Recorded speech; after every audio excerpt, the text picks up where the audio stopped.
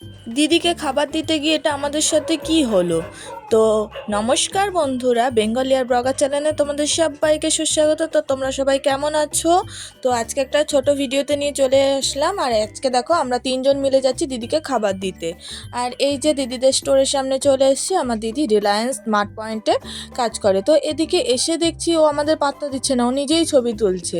আর এদিকে ওকে খাবার দিতে এসে ও আমাদের পাত্তাই দিল না, কোনো রকমে খাবারটা নিয়ে চলে গেল। আর এদিকে দেখো ওই কাকু আমাদের দেখে কি হাসি পাচ্ছে, ওনার হেবি মজা নিচ্ছিল।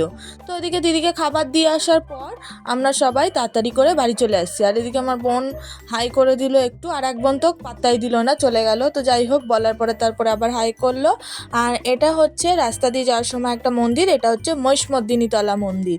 তো এখানে মা মহিষমর্দিনীর পুজো হয়। আর এদিকে দুর্গা মন্দির আছে, আর একটা শিব মন্দিরও আছে। তো এইদিকে এদেরকে দেখো সব ফুলচোরেরা, এদিকে এরা যাওয়ার সময় দেখতে দেখতে গেছে কার বাড়িতে কোনখান থেকে কি ফুল নেওয়া যায়, আর আসার সময় নিচ্ছে।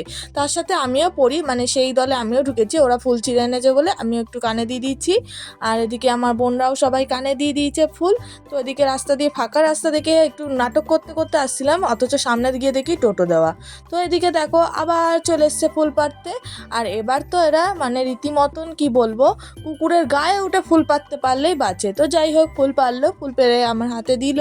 তো আমি একটু ভিডিওতে দেখিয়ে দিলাম তোমাদেরকে। আর এই দেখো আর একজন, এ তো মানে অন্য রকম অন্য লেভেলের ফুল চোর। হ্যাঁ, যে কিনা লোকের বাড়িতে গিয়ে মানে লোকের গাছ থেকে গোলাপ চুরি করে আনবেই আনবে। আর এ দেখো এনেছে, এনে এটাও আমার হাতে দিয়েছে, আর এটাও আমরা ভিডিওতে দেখে দিয়েছি। তো সবাইকে টাটা।